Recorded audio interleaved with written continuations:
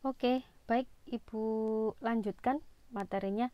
Jadi kalau tadi sudah kita bahas tentang definisi ya atau konsep dasar tentang turunan, bahwa turunan itu adalah gradien atau slope dari tangent line atau garis tangen. Maka kita bahas sekarang bagaimana sih cara menurunkan sebuah persamaan. Nah, ada konsep yang biasanya saling tertukar ya, interchange, bahwa diferensial dan juga derivatif. Ya, diferensial itu adalah prosesnya, proses menurunkan, seperti halnya operator penjumlahan, pengurangan, perkalian, dan pembagian. Nah, ini adalah diturunkan, penurunan. Itu adalah diferensial. Hasil dari diferensial, hasil dari proses menurunkan, itu yang disebut dengan derivatif. Dan derivatif ditemukan dengan cara menurunkan persamaan menggunakan pendekatan limit, ya, seperti yang sudah kita bahas di video sebelumnya. Oke, jadi turunan atau derivatif ditemukan dengan cara limit h mendekati 0 dari fungsi x-nya plus h dikurangi fx dibagi dengan h, dimana h-nya mendekati 0 kan gitu. Oke, baik, kita pakai contoh ya. Oke, contoh misalkan ada sebuah fungsi, sebut saja 13x min 6. Carilah turunannya. Oke, tadi disebutkan bahwa derivatif itu adalah hasil dari limit h mendekati 0. Fx-nya tadi adalah 13x min 6. Fungsi di sini adalah x plus h, x-nya disubstitusi dengan x plus h kan gitu ya. Berarti 13x plus h min 6 dibagi h. Oke, limit h mendekati 0 ini kita jabarkan jadi 13x plus 13h min 6 min h, ini minggir dulu ya. 13x min 6 dibagi h, ini bisa hilang, ini plus ya kan, min sorry. Kemudian 13x nya juga jadi 0, berarti jadi limit h mendekati 0 dari 13h per h. H nya hilang, berarti limit h mendekati 0 dari 13, hasilnya adalah 13 gitu ya. Jadi ini adalah turunan dari f x sama dengan 13x min 6. Oke, kita coba dengan fungsi lain, x pangkat 3 ditambah 7x. Sama ya caranya, bahwa limit h mendekat, oh ini sudah ada tulisannya. Oke guys, sebentar. Oke, bahwa adalah limit h mendekati 0 dari fungsi x yang x-nya disubstitusi menjadi x plus h dikurangi dengan fx-nya sendiri dibagi h kan gitu. Oke, fx plus h jika x-nya adalah x pangkat 3 ditambah 7x. Oke, kita coba dulu x plus h pangkat 3. Ini kan berarti x kuadrat dikalikan x plus h lagi ya. Oke, kita coba.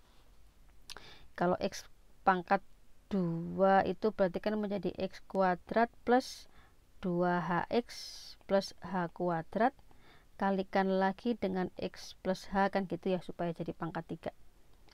Oke, ini jadi x pangkat 3 plus x kuadrat h ditambah 2hx kuadrat plus 2h kuadrat x, kemudian ditambah h kuadrat x plus h pangkat 3 kan gitu ya.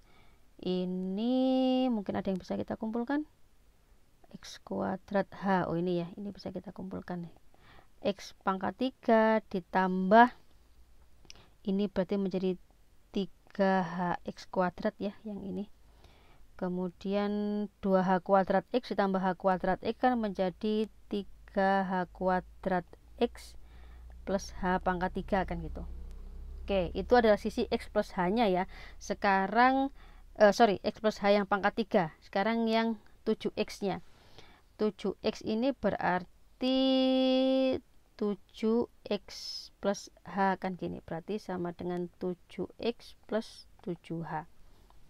Oke, berarti sisi yang atas menjadi limit H mendekati 0 dari X pangkat 3 plus 3HX kuadrat ditambah 3H kuadrat X ditambah H pangkat 3, ditambah 7X ditambah 7H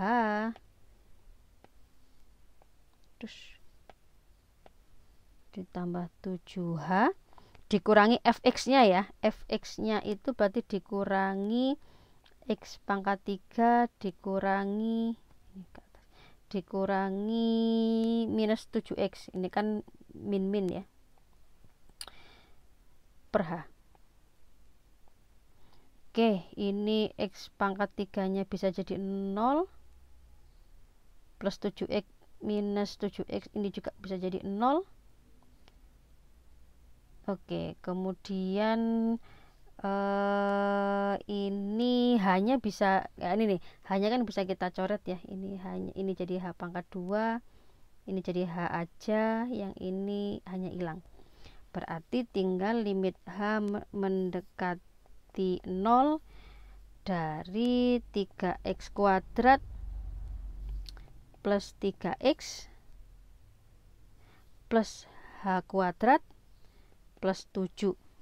Oke, udah kan, nggak bisa disederhanain lagi, nggak usah dikerjain lagi, hanya kita masukkan. Jadi supaya hanya adalah sama dengan 0. Oh, ini X, ini lupa.